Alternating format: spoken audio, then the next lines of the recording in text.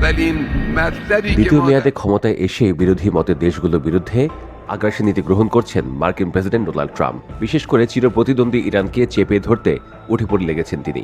গত বছর ইসরায়েলের সঙ্গে যৌথভাবে ইরানে আকস্মিক হামলা চালিয়েই ক্ষান্ত হননি ট্রাম্প।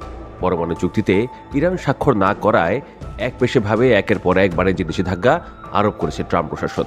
এর ফলে টালমাটাল অবস্থার মধ্য দিয়ে যাচ্ছে ইরানের অর্থনীতি। মূল্যস্ফীতি ও বেকারত্ব বেড়ে যাওয়ায় ইরানের সরকার বিরোধী বিক্ষোভ ছড়িয়ে পড়েছে। এই অস্থিতিশীল পরিস্থিতির জন্য সরাসরি ওয়াশিংটনকে দায়ী করেছে তেহরান। সেই সঙ্গে ডোনাল্ড ট্রাম্পকে জুলুমকারী ও অহংকারী শাসক হিসেবে আখ্যা দিয়েছেন ইরানের সর্বোচ্চ ধর্মীয় নেতা আয়াতুল্লাহ আলী খামেনি। একই সঙ্গে তিনি ট্রাম্পকে হুঁশিয়ারিও দিয়েছেন, ইতিহাসের বড় বড় অত্যাচারী শাসকদের মতোই দাম্ভিকতার কারণে ট্রাম্পের পতন ঘটবে বলেও মন্তব্য করেন তিনি।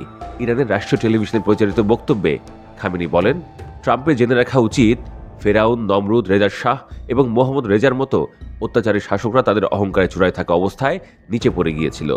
একইভাবে অহংকারী ট্রাম্পেরও পতন হবে। সরকার বিরোধী বিক্ষোভে উত্তাল হয়ে উঠেছে ইরান। পরমাণু চুক্তি নিয়ে বিরোধের জেরে ট্রাম্পের দেওয়া কঠোর বাণিজ্য নিষেধাজ্ঞায় দেশটিতে মুদ্রাস্ফীতি ও বেকারত্ব চরম আকার ধারণ করেছে। এই অর্থনৈতিক সংকটকেই রাজনৈতিক হাতিয়ার হিসেবে ব্যবহার করছেন ডোনাল্ড ট্রাম্প। তিনি নিয়মিত টুইট ও বক্তব্যের মাধ্যমে ইরানের বিক্ষোভকারীদের সাহসী আখ্যা দিয়ে সরকারের বিরুদ্ধে উস্কে দিচ্ছেন।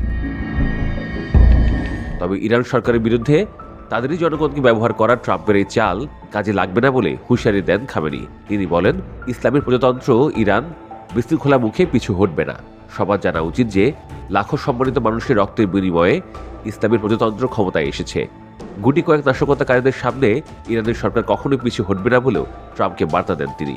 দ্বিতীয় মেয়াদে ক্ষমতায় এসে ডোনাল্ড ট্রাম্প জন্মসূত্রে যুক্তরাষ্ট্রের নাগরিকত্ব বাতিলের বিতর্কিত নির্বাহী আদেশ জারি করেন, যা মার্কিন সংবিধানে ১৪তম সংশোধনীর পরিপন্থী বলে প্রতিবাদ শুরু হয়। এছাড়া ৬৬টি আন্তর্জাতিক সংস্থা থেকে যুক্তরাষ্ট্রের নাম প্রত্যাহার এবং আমদানিকৃত পণ্যে ২৭% পর্যন্ত অতিরিক্ত শুল্ক আরোপ করায় সাধারণ মানুষের জীবনযাত্রার ব্যয় বহুগুণ বেড়েছে। আইনের শাসনে আঘাত ও বিচার বিভাগকে দলীয়করণের অভিযোগে দেশটির ২২টি অঙ্গরাজ্য তার বিরুদ্ধে মামলা করেছে। এই স্বার্থ বিরোধী পদক্ষেপগুলোর প্রতিবাদে যুক্তরাষ্ট্র জুড়ে লাখো মানুষ নো কিংস আন্দোলনের ব্যানারে প্রতিবাদ জানাচ্ছে। ট্রাম্পের সমালোচনা করে ইরানের সর্বোচ্চ নেতা খামেনি বলেন, দুঃখের বিষয় হলো ইরানের বিক্ষোভকারীরা ট্রাম্পকে খুশি করতে চাচ্ছে। কিন্তু ট্রাম্প যদি দেশ চালানোই জানতেন তবে নিজের দেশটাই ভালোভাবে চালাতেন। ট্রাম্পের কারণে যুক্তরাষ্ট্রের ভেতরেও অনেক সমস্যা সৃষ্টি হয়েছে বলেও মন্তব্য করেন তিনি।